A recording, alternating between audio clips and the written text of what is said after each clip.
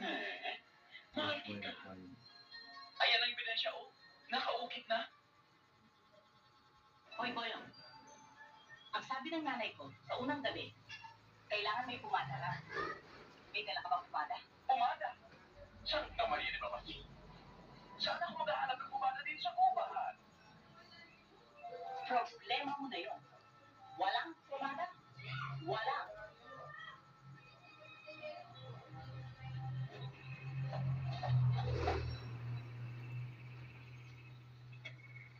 Hindi ko ito cellphone ko ang kaya. Tapos na ang problema mo. Ang toy-toy. Yan. Nabatong Pasko. Pumada ba yan? Kaya pumada kay Grasa, para ito rin.